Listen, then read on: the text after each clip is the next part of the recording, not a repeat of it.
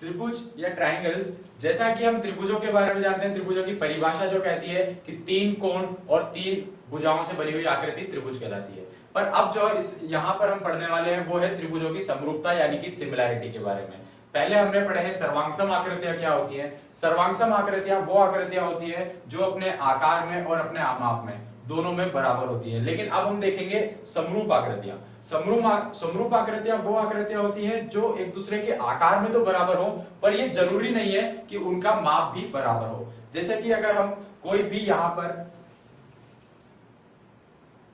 एक आयत बनाए,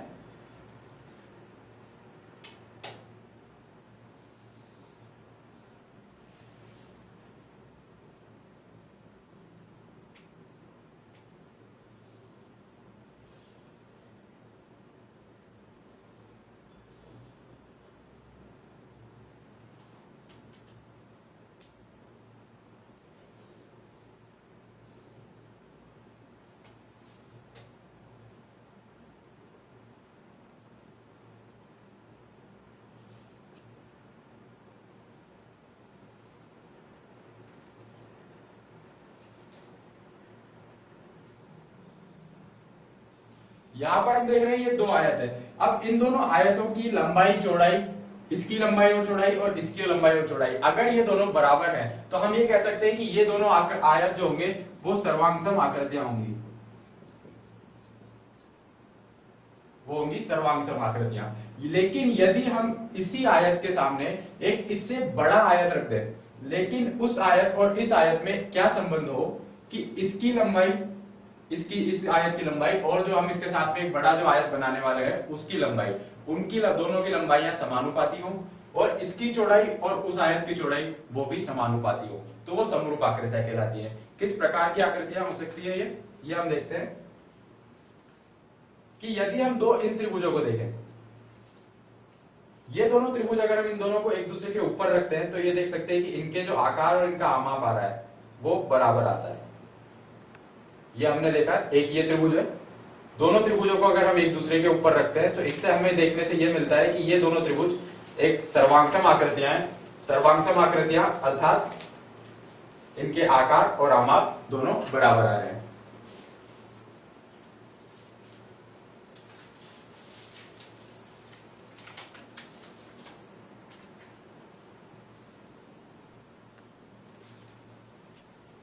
लेकिन अब उन दो त्रिभुजों के बाद अगर हम इन दो त्रिभुजों को देखें, इन दोनों त्रिभुजों को देखें, अगर इनमें हम एक दूसरे के ऊपर रखते हैं तो हम देख सकते हैं ये एक छोटा त्रिभुज है, दूसरा इसके पीछे हम बड़ा त्रिभुज देख सकते हैं। इन दोनों त्रिभुजों में आकृति हमें देखें तो इनकी आकार जो है वो बिल्कुल समान है, यानी कि दोनों का आधार दिख रहा है हमें कि इधर आधार बड़ा है या इधर की जो भुजा है वो बाकी की भुजा इस सामने वाली भुजा से थोड़ी बड़ी है, यानी आकार हमें समान दिखाई दे रहा है। परंतु इसमें देख सकते हैं कि आमाप के हिसाब से अगर हम देखें तो एक त्रिभुज बहुत बड़ा और एक त्रिभुज बहुत छोटा है, तो यह आकृतियां होती है सर्वांगसम आकृतियां। तो जो पहले हमने दो त्रिभुज देखे वो दोनों त्रिभुज थी सर्वांगसम आकृतियां, और फिर हमने जो देखी वो थी समरूप आकृतियां।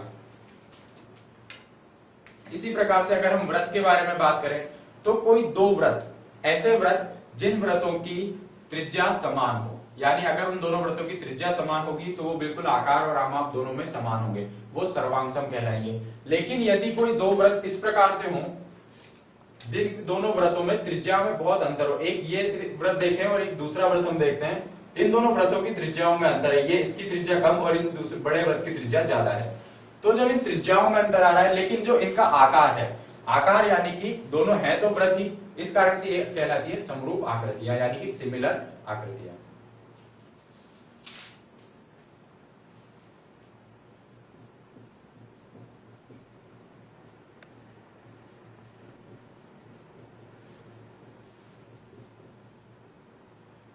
कोई भी दो आकृति समरूप कब हो सकती है, अब हम वो शर्तें देखते हैं।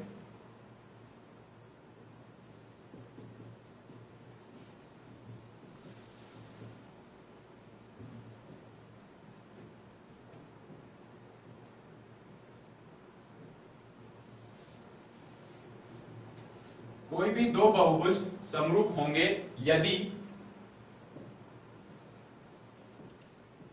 उनके संगत कोण बराबर हों,